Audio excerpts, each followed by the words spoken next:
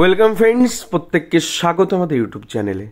যে সমস্ত ভিউয়ার্সরা প্রথমবার চ্যানেলটি দেখছেন তারা অবশ্যই চ্যানেলটিকে সাবস্ক্রাইব করে দেবেন এবং চ্যানেলের পাশে থেকে বেল আইকনটি প্রেস করবেন, যাতে এই ধরনের খবরাখবর সবচেয়ে আগে সবচেয়ে দ্রুত আপনাদের কাছে পৌঁছে যায়। তো আপনারা প্রত্যেকে ওয়াকিবহল, আপনারা জানেন যে ওবিসি সংক্রান্ত বিষয় আজকে সুপ্রিম কোর্টে কি হচ্ছে। তবুও আপনাদের জ্ঞাতার্থে জানাই, এক লাইনে যদি গোটা বিষয়টা বলতে হয় তাহলে সেটা হচ্ছে 3 মাস সময় চেয়েছে রাজ্য সরকার। যে রাজ্য সরকার যে বিসিডব্লিউ ডিপার্টমেন্ট আছে, ব্যাকওয়ার্ড ক্লাস ওয়েলফেয়ার ডিপার্টমেন্ট, তাদের তরফ থেকে কপিল সিব্বল সিনিয়র অ্যাডভোকেট তিনি দাঁড়িয়েছিলেন এবং কার্যত 3 মাস সময় চেলেন। না কিসের জন্য? না নতুন করে সার্ভে করছে। 2010, 11, 12 সালের মামলা, যেখানে রায় প্রায় 1 বছর আগে হয়ে গেছে রায়, তারপরে কি এখন এসে না তারা সার্ভে করছে।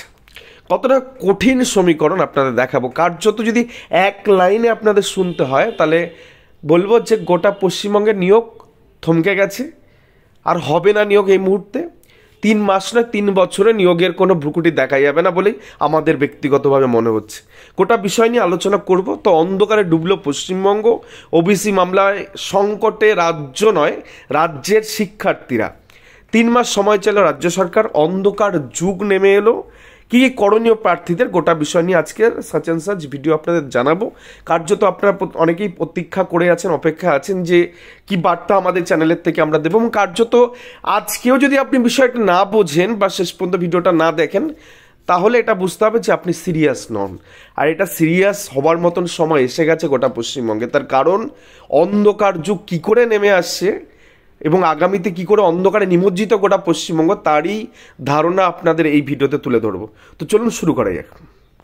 একদম শুরুতেই যে বিষয়টা আপনাদের জানাবো যে মহামান্য সুপ্রিম কোর্টে আজকে কি হয়েছে। জাস্টিস গাওয়াইসারের বেঞ্চে ওবিসি মামলা আজকে ওঠে। রীতিমতন আপনারা জানেন যে মামলা ভীষণ টালবাহানার পরে এই মামলা আপস অ্যান্ড ডাউনস এরকম একটা জায়গা ছিল। তো কার্যত বেশ কয়েকবার আজ হোক কাল হোক এরকম ডেট পিছিয়ে যাওয়ার পর আজকে মামলাটা লিস্টে এসেছিল এবং কার্যত সেক্ষেত্রে 3 মাস সময় রাজ্য সরকার বিসিডব্লিউ ডিপার্টমেন্টের তরফ থেকে চেয়েছে। এবং ভাবুন, একটা ছোট্ট ডিপার্টমেন্ট বিসিডব্লিউ একটুখানি কোনায় পড়ে আছে সল্টলেকে, তারা নাকি গোটা পশ্চিমবঙ্গে এই সার্ভেটা তারা আনুষ্ঠানিকভাবে তারা সংগঠিত করবে। 3 মাস সময়, যেটা ইনিশিয়াল সময়।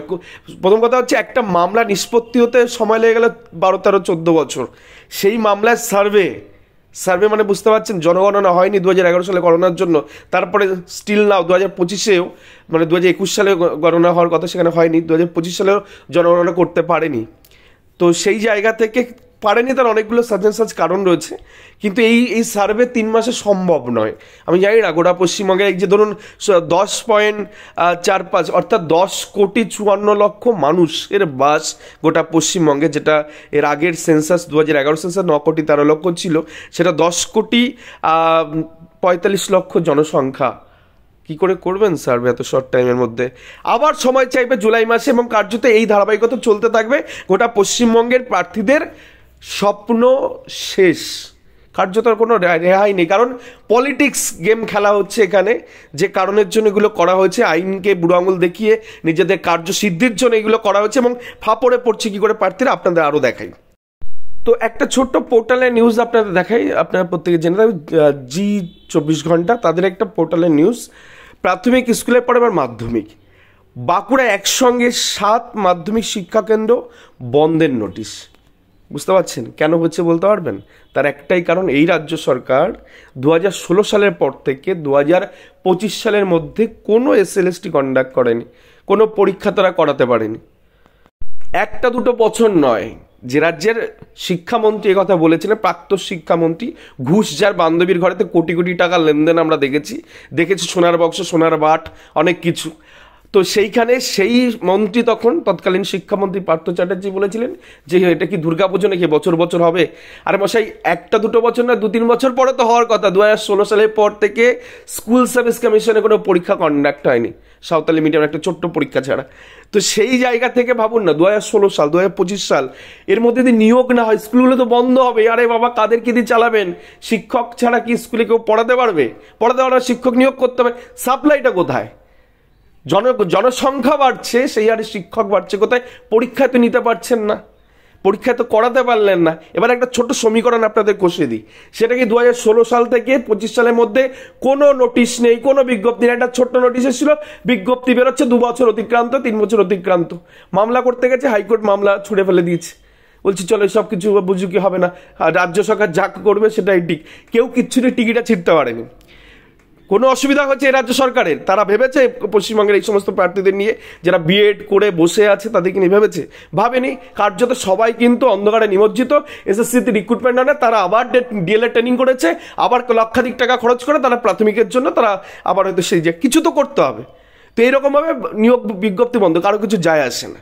সম্প্রতি এবার যদি কনক্লুশনের পার্টে আমরা আসি, সম্প্রতি এই মামলার ডিভিশন বেঞ্চে উঠেছে সাচ ক্লারিফিকেশনের জন্য যে আদৌ কি নিয়োগ বিজ্ঞপ্তি বেরোতে পারে বা এই সমস্ত জিনিসের জন্য। এবং একটি মামলা, একটি অথরিটি যারা এরকম statutory body, West Bengal cooperative service commission, Mirza Ghalib street যেটা খাদ্য ভবনের অপোজিটে রয়েছে, তারা একটা নোটিফিকেশন দিয়ে তারা ওবিসি বিকে অ্যালাউ করে দিয়ে একটা নোটিফিকেশন জারি করে দিয়েছে। সেটা নিয়ে মামলা হচ্ছে।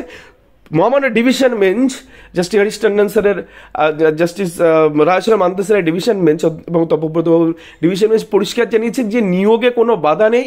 যে 2010-এর পর থেকে যে ওবিসি যাদেরকে গ্রহণযোগ্যতা দেয় তাদেরকে স্ট্রাক ডাউন করে ওবিসি ক্লারিফিকেশনে দূরে সরিয়ে নিয়োগ তুমি করতে পারো। এবার বিষয়টা হচ্ছে কার্যত সেই জায়গায় এসএলপি হতেই পারে, সেটা নিয়ে রাজ্য সরকার যেতেই পারে, বাট রায়টা যেহেতু এখনো পর্যন্ত কোনো স্টে নেই, ইভেন আজকে স্টে পড়লো না কার্যত পূর্ণ প্রসিডিংয়ে। স্টে পড়লে দেখুন, মামলা স্টে পড়লে নিয়োগ বিজ্ঞপ্তি করতে কোনো রকম কোনো বাধা ছিল না, বাট স্টে না পড়লেও হাইকোর্টের অর্ডারকে মেনে নিয়ে বিজ্ঞপ্তি বের করতে কোনো বাধা নেই। কিন্তু এই যে কথাটা লেখা আছে, এত অনিচ্ছা কেন? মুখ্য সচিবকে তলব ক্ষুব্ধ হাইকোর্টের। তো সেখানে প্রাথমিক শিক্ষা পর্ষদ কি করেছে, একটা প্রেস বিজ্ঞপ্তি রিলিজ করেছে। দেখুন, আইনি লড়াই আপনাকে আইনি পথে লড়তে হবে। আপনার প্রসঙ্গ হচ্ছে যেখানে যে অথরিটি, যে বেঞ্চ যারা বলে দিয়েছে যে আমরা নিয়োগ বিজ্ঞপ্তি দিয়ে কোনো বাধা আমরা দিইনি, যে না এটা না মিটলে, আর অলরেডি স্ট্রাক ডাউন করেছে, তাদেরকে সরিয়ে দিয়ে তো বিজ্ঞপ্তি বের করা যায়।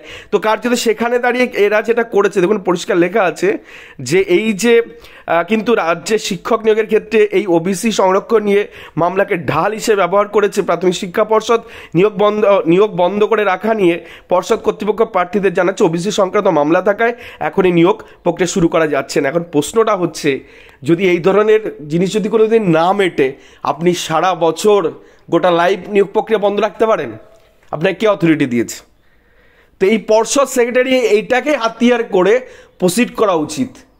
যে ইনি কী করে বললেন যে ওবিসি মামলা যতদিন না মিটবে ততদিন গোটা পশ্চিমবঙ্গের আর কোনো দিন কোনো নিয়োগ প্রক্রিয়া হবে না। এটা যদি আজকে না মেটে, সাজেন জাজ জুলাই মাসে দিয়েছে, দেন তারপর আবার ডেট পড়বে, আবার ডেট চলতে থাকলো। 2060 সাল, মানুষের মৃত্যু ঘটে গেল, পশ্চিমবঙ্গের স্কুলগুলো ফাঁকা হয়ে গেল, সমস্ত স্কুলে তালা ঝুলে গেল। আর এনার পক্ষ কি বলবেন আপনি যে এরা এই কথাটা ঠিক যে আপনার এই বিজ্ঞপ্তি, তিনি প্রেস বিজ্ঞপ্তি দিয়ে বলছেন ওবিসি না মিটলে, এটা ভুল কথা, ভুল ডিরেকশন। ইমিডিয়েট এর বিরুদ্ধে অ্যাকশন নেওয়া উচিত, কারণ হারানোর কিছু নেই। বিহার পারলে আমরা কেন পারবো না, এটা বড় একটা বিষয়। কিন্তু তার কারণ হচ্ছে এই যে মানে পরিস্থিতির যে প্রতিকূল পরিস্থিতি তৈরি হচ্ছে, একটা অন্ধকার যুগ নেমে এসছে, এটা কিন্তু যোগ্য শিক্ষিত বঞ্চিতদের বা প্রার্থীদের কিন্তু এখন ভাবার সময়। সেখানে তার কারণ দেওয়ালে পিঠ ঠেকে গেছে, বলছে আর এখান থেকে কিচ্ছু করাই যাবে না। বিশ্বাস করে দিনের পর দিন যা ফার্স্টেশন, ডিপ্রেশন এবং নানা রকম ভুল পদক্ষেপের পরে, এর ছাড়া লাইফ আর কিছু নেই। কারণ পরিস্থিতিটা জটিল। যদি বিহার পারে একটা ইউনাইটেডভাবে ডাক দিয়ে এত কিছু করতে পারে, তাহলে পশ্চিমবঙ্গ কেন পারবে না? তো পশ্চিমবঙ্গে যে সমস্ত কোচিং সেন্টারগুলো রয়েছে, তাদের যে সমস্ত হোতারা রয়েছেন বা মাস্টাররা রয়েছেন, তারা এইটাকে একত্রিত করে একটা পদক্ষেপ নিতে পারেন। তাদের আন্ডারে প্রচুর ছেলেমেয়েরা রয়েছে, তারা শিক্ষা গ্রহণ করছে, এক্স স্টুডেন্ট, প্রেজেন্ট স্টুডেন্ট, যে ফিউচারে যারা স্টুডেন্ট হবে তাদেরকে নিয়ে একটা সংঘবদ্ধ একটা গোটা পশ্চিমবঙ্গের অভ্যুত্থান তৈরি করতে হবে। নাহলে এর সমাধানে, এটার কোনো সমাধান নেই। 3 মাস, এরপর আবার 6 মাস সময় নেবে সার্ভে করার জন্য, তারপরে রিপোর্ট, এই রিপোর্ট সেই রিপোর্ট কাউন্টার করে সময় চলে যাবে, আর কোনো রকম কোনো রাস্তা নেই। সেকেন্ড হচ্ছে বৃহত্তর আন্দোলন করে, রাস্তার আন্দোলন তো অবশ্যই একটা করতে হবে, ইউনাইটেডভাবে করতে হবে, সবাইকে একত্রিত করে। যেমন 22 টেট পাসের তরফ থেকে অন্যান্য 14 টেট পাস হতে হবে, মানে প্রাথমিক কথা বলছি, পিএসসির ক্ষেত্রে আলাদা রকম যারা আছে সবাইকে একত্রিত হতে হবে। দেন তার পাশাপাশি যে আইনি লড়াইয়ের পথটা আমি বললাম, যে হাইকোর্টের যারা রায় দিয়েছে তারা বলছে নিয়োগে কোনো বাধা নেই, অথচ রাজ্য সরকার একটা নোটিশ প্রেস বিজ্ঞপ্তি প্রাথমিক শিক্ষা পর্ষদ তারা দিয়ে ফেলেছে। এই নোটিশটাই চ্যালেঞ্জ করেই আইনি পথে যেতে হবে। তার কারণ এটা তিনি করতে পারেন না। আজকে যদি 50 বছর মামলা না মেটে, তাহলে 50 বছর ধরে কি নিয়োগ হবে না? এটা হতে পারে? এটা উনি আগের থেকে কি করে বলে দিলেন? কোনো রকম কোনো সমীকরণ নেই। হাইকোর্ট বলেছে, যে অথরিটি যারা, যে 2 বিচারপতি বলেছে, এর পরে নিয়োগে কোনো বাধা নেই, তো সেটাই তো রায় তো সেই দিকে রিফ্লেক্ট হচ্ছে। আপনি একটা এসএলপি করেছেন, তাতে না কোনো স্টে আছে, কিছু নেই, তো সেটাকে কেন বুজরুকি বানিয়ে পশ্চিমবঙ্গের নিয়োগ ব্যবস্থাটা মানে নিয়োগগুলো বন্ধ থাকবে? আজকে কেন প্রার্থীদের ডিপ্রাইভ করা হবে এই জায়গা থেকে? তো এই বর্তমান যে সিচুয়েশনটাকে আপনাকে গভীরভাবে ভাবতে হবে, কারণ সরকার এইটাকেই ঢাল করবে এবং যে কোনো নিয়োগ বিজ্ঞপ্তিটা দেবে না। আর সেটা শুধু এই ক্ষেত্রে না, সমস্ত সংরক্ষণ আর প্রত্যেকটা জিনিস তো সংরক্ষণ আছে, আপনার ভর্তি বলুন, অ্যাডমিশন বলুন, ডাক্তারের ক্ষেত্রে বলুন, সমস্ত কিছুতে আছে। তো সবগুলো আটকে থাকবে, এবং সেটা কতদিন? 3 মাস। আজকে 3 মাস, 2 দিন পরে আরও 6 মাস, 1 বছর টাইম নিয়ে কিন্তু চলতে থাকবে। তো কার যদি সেই জায়গা থেকে আইনি পথে ইমিডিয়েট প্রাথমিক, যেহেতু এরকম একটা ভুল প্রাথমিক শিক্ষা পর্ষদ করেছে, সেটাকে হাতিয়ার করে ইমিডিয়েট হাইকোর্টে প্রসিড করা উচিত, এবং তার সাথে সাথে আইনি লড়াইয়ের সাথে সাথে রাস্তার লড়াই কিন্তু একত্রিতভাবে করতে হবে। কারণ এই জিনিস, এই আন্দোলন নিজেদের অধিকার না সবসময় মানে কায়েম করে নিতে হয়, এটা আপনাকে পাইয়ে দেবে না। ইতিহাস সাক্ষী লড়াই আপনার ঘরে থেকে লড়াই হবে না, বেরোতে হবে সেই জায়গা থেকে, লড়াই করে অধিকার ছিনিয়ে নিয়ে আসতে হবে। যে রাস্তায় যে পরিস্থিতির সমীকরণ এখন দানা পাকিয়ে দিয়েছে শুধুমাত্র পলিটিক্যাল গেম খেলার জন্য, প্রত্যেকটা পরিবারের সন্তানরা আজকে কি উদ্দেশ্যে তারা পড়াশোনাটা করেছে? একটা সরকারি চাকরি। আজকে যদি না হয়, সমস্ত নিয়োগ প্রক্রিয়াগুলো বন্ধ থাকবে। কবে জট খুলবে কেউ জানে না। রাজ্য সরকার তো টাইম চাইলো, কেন করেনি এই সার্ভেটা? তখনই কেন করেনি? এখন করেছে, একটা উদ্দেশ্যমনোনীতভাবে করেছে, এবং আগামী দিন আরও উদ্দেশ্যমনোনীতভাবে এটাকে পিছিয়ে নিয়ে যাবে। লাভ কার? রাজ্য সরকার লাভ, ক্যাজুয়াল স্টাফ দিয়ে কাজ করাতে পারবে। পরিষ্কার জিনিস, পরিষ্কার সমীকরণ বস। এখন ভাবার সময় এসছে, এবং প্রত্যেকটা ইউটিউবার চ্যানেল যারা আছে, আমি প্রত্যেকে বলে এটা নিয়ে ভীষণ পরিমাণ ভিডিও বানাতে, মানুষকে অ্যাওয়ার করতে ব্যাপারটা সম্পর্কে, নাহলে কিন্তু গোটা পশ্চিমবঙ্গে নিয়মগুলো থমকে যাবে। কার যদি স্কুলগুলো দিশাহারা হয়ে যাবে, কারণ স্টাফ ছাড়া, শিক্ষক ছাড়া স্কুলে পড়াবে কারা? চলবে কি করে রাজ্যটা? এটাই সব থেকে বড় প্রশ্ন। আজকে কেউ যদি একটা ডিগ্রি ফিগ্রি করে না, তাতে ইমপ্লিমেন্টেশনের জায়গা দরকার। সবাইকে চপ বাজবে নাকি? কত চপ খাবে মানুষ? ইমিডিয়েট করা উচিত, ইমিডিয়েট স্টেপ নেওয়া উচিত, প্রত্যেকের একত্রিত হওয়া দরকার, কাউকে না কাউকে বার্তা দরকার, এবং সকলকে এগিয়ে আসা দরকার এই যে সমস্যাটা তৈরি হচ্ছে থেকে সমাধানের রাস্তার জন্য। এই ছিল আজকে গুরুত্বপূর্ণ আপডেট। ধন্যবাদ সকলকে, ভালো থাকবেন, সুস্থ থাকবেন।